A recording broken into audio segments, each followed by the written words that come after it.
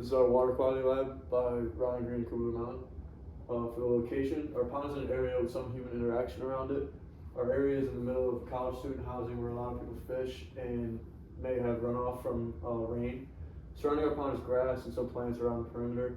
Pollution could come into play when garbage makes its way into the pond because there is no fencing or anything around it, which causes a lot of human interaction. Garbage makes its way in the pond, and when people dump other things into the pond, we predicted that our water quality content would be worse than other ponds because there is no fence or gate that limits human interaction. We think that there will be minimal change in the water quality unless it rains during our testing dates. We are expecting to see not many changes in our water quality prior to our experiment. Our predictions are that the pH will be 4, which would be more acidic because we think that there will be a lot of human interaction, which causes like garbage to make the water more acidic. The nitrate would be 5 ppm and dissolved oxygen between 5 and 6, which is good to support aquatic life. Introduction continued. Wetlands refers to a variety of areas that contain swamps and marshes. These wetlands are greatly impacted by activities including grading, filling, clearing vegetation, building, and fertilizers. A healthy wetland may be identified by a variety of factors, including the storage of surface and groundwater.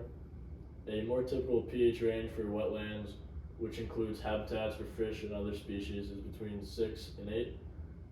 The range from 6.5 to 9 would be appropriate for that as well.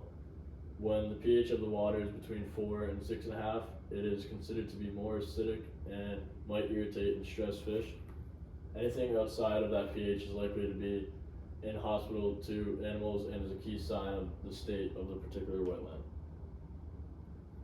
Introduction continued. We went online and we had these 2 questions come up. Our first question is, how does human interaction affect wetlands? And we found that on this site it says common direct impacts to wetlands include filling, grading, removal of vegetation, building construction, and changes in the water level and drainage patterns. Most disturbances that result in direct impacts to wetlands are controlled by state and federal wetland regulatory programs. And then on the second website, we asked, how does pollution affect wetlands? And we found that on this site it says the polluted groundwater prevents crop growth.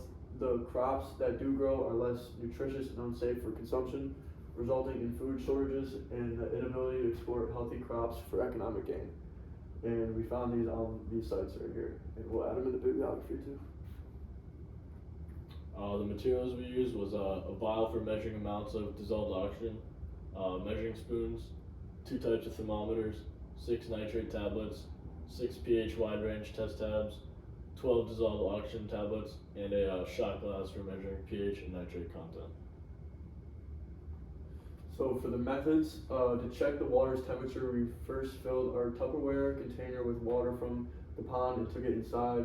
We used water from the pond and 2 dissolved oxygen tablets to measure the dissolved oxygen levels as our first priority. After shaking it, we gave it about 5 minutes to sit. The shot glass was then filled with 1 nitrate pill and 2 teaspoons of water. We mixed that up and contrasted it with the one on the nitrate chart. The shot glass was then wiped out, 2 additional teaspoons or tablespoons of water were poured, and 1 pH broad-range pill was added. We mixed this one around and waited. After it was fully dissolved, we compared the color of it to the color of the pH color chart. We repeated this every time we collected water from the wetland. Methods continued. The area we chose is a small pond in my apartment complex. This area is surrounded by homes, but is a natural wetland. Things that have been seen here before is turtles, frogs, tadpoles, and alligators. We chose this site because it's not a common wetland people see every day or going into. Mainly we wanted to see how healthy it is for plant life living in there and other species in there as well. Over the course of 6 weeks, we will record the water quality data of our area. We will test the pH level, the nitrate, and dissolved oxygen with our materials of the water over the course of the 6 weeks. Prior to the test, we will make predictions and we will form a hypothesis of what we think will happen with our water.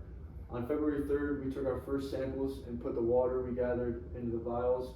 Then we put the 2 dissolved oxygen tablets in 1 vial. After putting the tablets in, we moved the vial by inverting the tube over and over again until the 2 tablets fully dissolved. Then we put 2 nitrogen in the other vial. Next, we shook the vial until the tablets started to dissolve. Immediately after that, we put the vial in the dark room for 5 minutes. Finally, we would compare the color of the water to the nitrate color chart. We repeated those steps on February 10th, February 17th, March 17th, March 24th, and March 31st. Some of the results we had for this, the results that we mainly found were that the pH levels were staying around 2 to 5, which means it was more acidic. The dissolved oxygen stayed at 5 ppm and did not change much throughout this process. Lastly, the nitrogen levels stayed between 6 and 10 ppm consistently, and the temperature was ranging from 25 to 28 degrees Celsius. And there's our results right there. The pictures are kind of blurry because we had to take it on our iPhone and then transfer it over to the PowerPoint. That's our first picture of the results. And then these are our results right here. These pictures are kind of blurry too because we had to transfer it from iPhone to our my laptop. And these are our results for the first trials, which is February 3rd, February 10th, February 17th, and then our second trial, which is March 17th, March 24th, and March 31st. Discussion. So on the first day, which was February 3rd, we found our results and saw that when we added the dissolved oxygen into the vial, the pH level was around a 6. We then ran 2 more tests over the following weeks, and there were almost little to no change. We saw that the pH had stayed around the same level, which was also 6.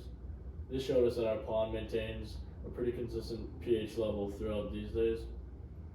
Then we ran tests again on March 17th, March 24th, and March 31st, and had the same results as the first 3 tests, which was the pH was a 6, and then went up to about a 7 on the last 2 tests, which you can see on the results slide. If there is little to no human interaction in a gated pond, then the pH and nitrate levels should be found as consistent. We were proven correct in our hypothesis due to the fact that our pond experienced little to no change. Our pond has almost no limit to how close you can get to the pond, which causes a lot of human interaction, along with the climate change and natural cycle to run its course on the pond. This leaves our pond to be more basic than acidic, which confuses us because of how there are no limitations to how close you can get to the pond, which would cause more human interaction. This would allow us to believe that there are living organisms throughout the water. And lastly, for our conclusion, we were proven correct by our hypothesis after doing our 6 tests. After doing our tests throughout the 6 weeks, we saw no change in our trials. They were all similar and distinct each time. By being able to run 6 different tests, we were shocked by how basic our pond was, even though there's no gate or fence guarding the pond, which causes more human interaction with the pond. It seems as though many people don't go near the pond, let alone dispose any trash that can make its way into the pond, which would cause it to be more acidic. And this is our bibliography with all of the sites that we use. And that's it.